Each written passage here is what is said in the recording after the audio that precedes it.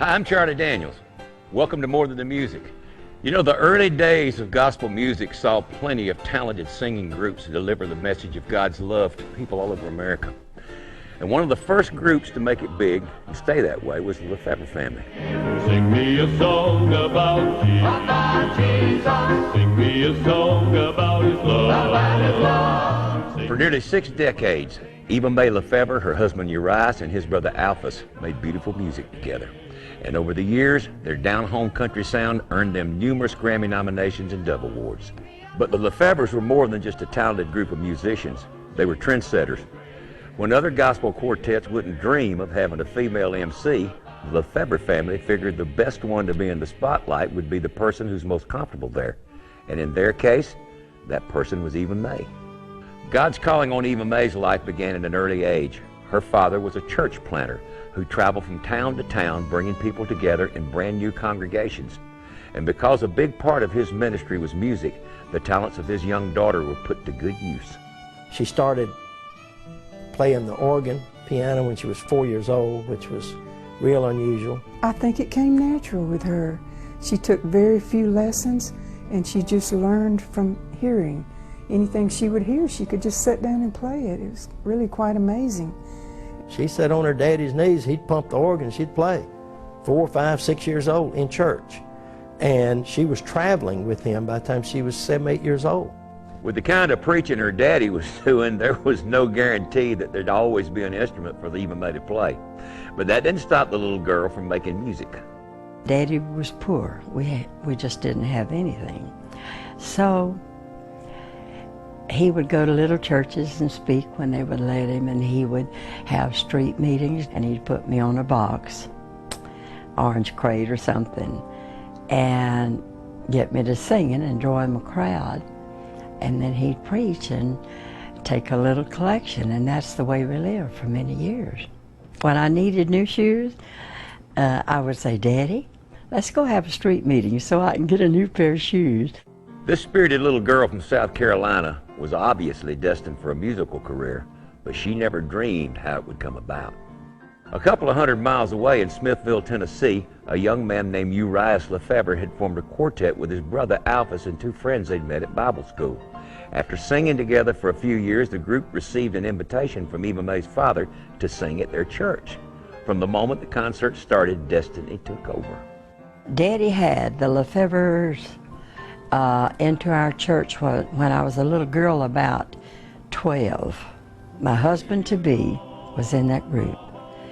And my daddy asked the quartet that night while they were singing, would you let my daughter sing one song with you? And they said they'd love for me to. And that was my first time to ever think that someday I might be able to make my singing and my piano playing a career. Urias was only 16 years old when he met Eva Mae. Still, he saw something special in the young piano player and confessed his feelings to his brother Alphas.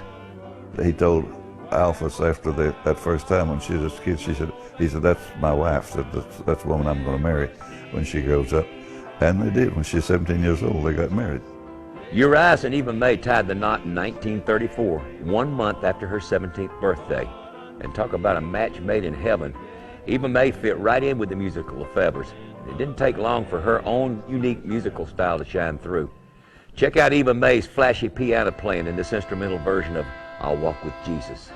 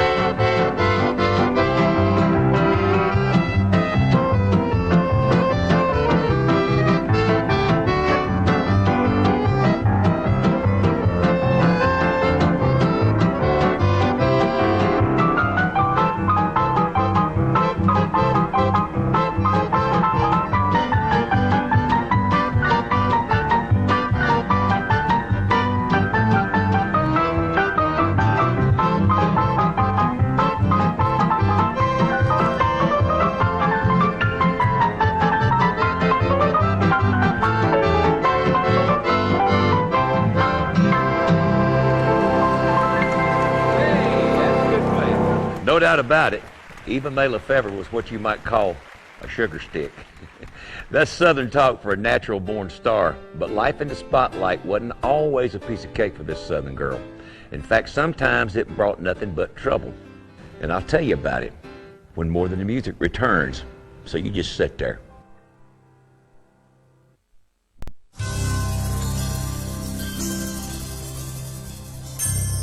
Welcome back to More Than the Music. I'm your host, Charlie Daniels. You know, the LeFevre family started their singing career at just about the worst possible time you could imagine. It was during the Great Depression of the 1930s, and singing for your supper was the most lucrative career in the world. But the three original members of the group, Eva Mae, Urias, and Alphas, pulled together and they scraped by. But that became tougher to do once Eva Mae and Urias started a family. There were 5 children in all: Pierce, Maurice, Andrea, Mylon, and little Cherish Monte. In other words, there were plenty of mouths to feed. And so the lean years lasted until 1940, when their first big break came, with an offer to star on their own radio show. It was a dream come true, but it came with a price. The LeFevre's radio show exposed them to audiences throughout the South, and folks liked what they were hearing. But in the days of early radio programs, everything went on the air live, and that meant some pretty tough hours for the LeFevre clan. It was on at 6:45 every morning. There was no tape to tape it in advance or send it to the other station or whatever. You had to go and do it in person anytime it was done. So we'd work every night someplace in Georgia and drive home, be right up the next morning in the radio station about 6 o'clock so we could work by 6:45. For a woman who'd been working since she was 5 years old, the early hours and time away from home didn't seem all that unusual. Even her kids seemed to have grown accustomed to their parents' demanding careers. In the early years, Mom and Dad traveled a lot. Well, they would leave many times on a Thursday night, drive down somewhere 3 or 4 hours into South Georgia, sing at a high school auditorium, leave in the afternoon or morning and sing, and they'd be back home at 3 a.m. in the morning. As normal as their schedule may have seemed to Eva Mae and the kids, the arrangement didn't sit well with the LeFevre's music industry peers. I think where I received the most criticism that I have received in my life was at a radio station, WGST in Atlanta, Georgia. We were on there for years and years. But the people working in there would say, "Why don't you stay home with your children? You don't need to be traveling." And, you know, and they said things that I wouldn't even say here, but I got a lot of persecution. Eva Mae was breaking the rules of acceptable behavior for women of her day, especially considering her religious affiliation with the ultra-conservative Church of God. My husband, he was Church of God, but he just didn't believe that it was wrong to wear a little makeup or a ring or some piece of jewelry if you wanted to. And little by little, he showed me and talked to me about it. And finally I put on a wedding band, and I was glad to get that. I remember asking my dad, "Dad, if our church doesn't believe in wearing wedding bands, why do you and Mom wear wedding bands?" And he said, and at that point, our church didn't even believe in going to the movie theater. And Dad told me, he said, "Son, we go to that church because I believe primarily that my beliefs coincide." He said, "However, a movie in itself is not a sin, although you can go to a movie that is a sin. So you choose what's right and what's wrong." And Dad was a very firm believer of that. Because she wanted to make a professional look on stage, Eva Mae had to make a lot of difficult choices, and that conflicted with Church of God teaching, and there were some people who just couldn't accept it. I began to use a little bit of lipstick, but all this time our church didn't approve of it, and it was against our teachings. Our church, they wanted you to wear long hair, and finally I cut my hair. And my church didn't work the LeFevres a lot because I broke the rules. I know that that was it, because outside of that, they loved us. Although Eva Mae's appearance may have put off some of the more conservative audience members, most of the concert-going public was more than happy to accept the talented group, which was growing all the time. You see, once the LeFevre kids were old enough, most of them joined their parents on stage. That gave the group a much fuller sound. And soon enough, their popularity began to skyrocket, especially Eva Mae's. As a result, the music industry press dubbed her the Queen of Gospel Music. Needless to say, Eva Mae was tickled pink. When I hit the stage, I hit it with nothing in my mind but trying to make the people happy, trying to be excited, and which I was excited. I loved my job to death. To me, it was a way of life, to try to bless somebody else. Here's the LeFevre family, led by the Queen herself, with a snappy little number called Shout, Brother, Shout. Shout, brother, shout. Shout, brother, shout.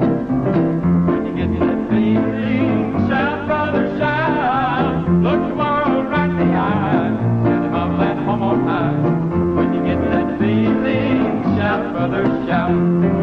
When you feel the Spirit running in your soul, then you know the Lord has full control. Shout, brother, shout. Shout, brother, shout. When you get that feeling, shout, brother, shout. Look the world right in the eye. Send him off that home on high. When you get that feeling, shout, brother, shout. Shout, brother, shout. Shout loud and sing. Lift up the praises to Christ our King. Let the world know you belong. Let them hear your happy song. When you get that feeling, shout, brother, shout. When you feel the Spirit running in your soul, then you know the Lord has full control. And you can shout, brother, shout. Shout, brother, shout. When you get that feeling, shout, brother, shout. Look the world right in the eye. Let them off that home on high. When you get that feeling, shout, brother, shout, brother, shout, brother, shout. Don't you go nowhere, because More Than the Music will be right back, I promise.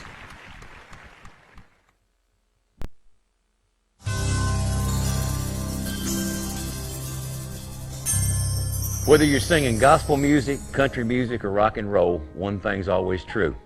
Making a name for yourself takes a lot of time, and that can be tough on a family, especially the kids.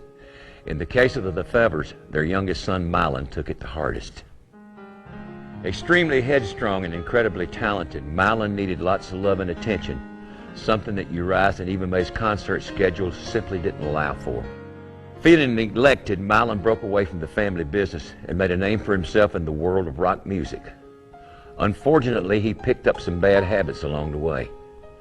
Drug and alcohol abuse made Mylon LeFevre an entirely different person. He did everything he could to leave his family and all they stood for behind. The rift grew so bad between father and son that it seemed nothing could bridge the gap between them. But like the Bible says, there's a season for everything. And for the LeFevre clan, things were about to change. Decades of singing and traveling had finally caught up with Uriah LeFevre. Tired and in failing health, he sold the group's touring bus and all of their equipment to faithful friend and band member Rex Nealon. While Uriah settled into a well-deserved retirement, Eva Mae and Alphas continued touring with Nealon for a few more years. But in 1977, even they decided to call it quits. For a group that had made such an impact on the world of gospel music, it looked like things would end quietly. Then in 1979, a seemingly minor accident changed everything. Uriah had taken a bad fall at home, and the wound refused to heal. Eva Mae finally prevailed upon her stubborn husband to go to the doctor, but time was already running out. Uriah LeFevre was diagnosed with cancer, and Eva Mae was told he had only a few months to live. Ironically, the woman who had sung about faith in the Lord for so many years suddenly found herself in a situation where her own belief failed her. You know, all those many years, I had testified to every audience we had ever sung to and told them, when you get in trouble, what you do. You go to the Lord and you give Him your problems. And then I found out that I wasn't able to do that myself. Eva Mae simply couldn't imagine life without Urias. There were just too many things left for him to do, and at the top of that list was a much-needed reconciliation between father and son. But with the way things stood, healing between the two men seemed impossible. Stay with us. More Than the Music will be right back.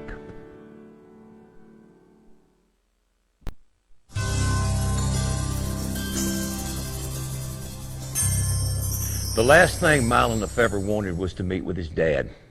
But when he found out that his father was running out of time, Mylon knew he had to take that first step.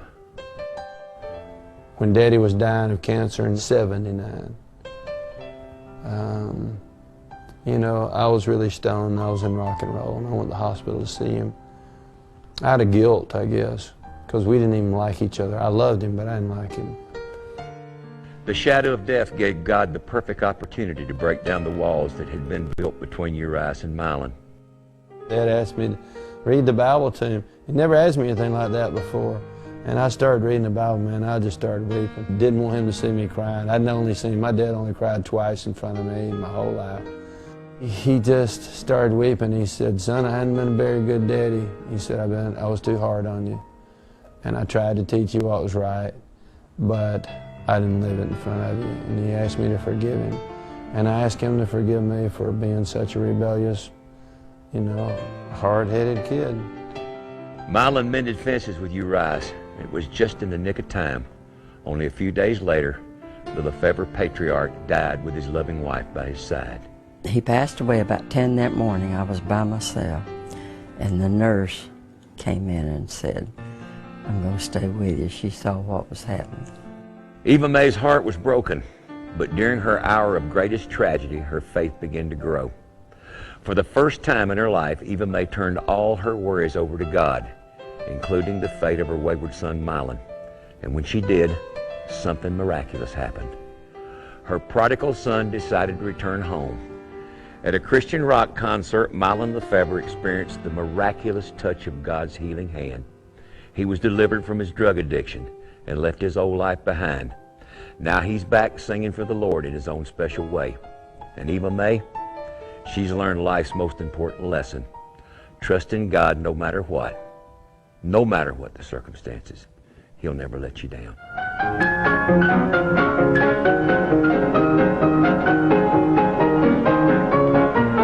Once I wandered alone in blackness and night. Once I struggled along, far from God and right. Then I saw I was lost, and in my despair I fell upon my knees in prayer. I was down on my knees, way down on my knees, praying to my Lord every day. I was praying to Jesus to hear me plead and take my heavy burdens away. Oh, Satan tried to tell me the Bible was a lie, that Jesus did not love me and was condemned to die. But I stayed on my knees, stayed on my knees. Jesus took my burdens away.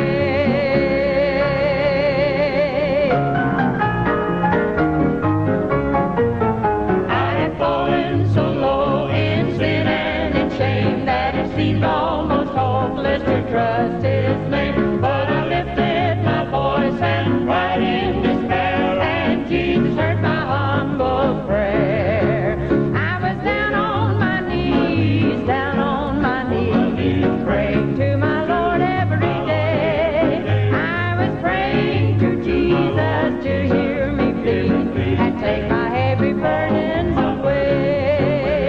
Oh, Satan tried to tell me the Bible was a lie, that Jesus did not love me and I was condemned to die. But I stayed on my knees, down on my knees. Jesus took my burdens away. For More Than the Music, I'm Charlie Daniels saying thanks for watching. Until next time, you keep a song in your heart. Spirit running in your soul. Get Get the full story on your favorite gospel groups with the extended home video version of More Than the Music, available on DVD and VHS at your local Christian music store or at tln.com. Look the world right in the eye, send him off that home on high. When you get that feeling, shout, brother, shout. Shout, brother, shout, shout loud and sing. Lift joyful praises to Christ our King. Let the world know you belong, let them hear your happy song.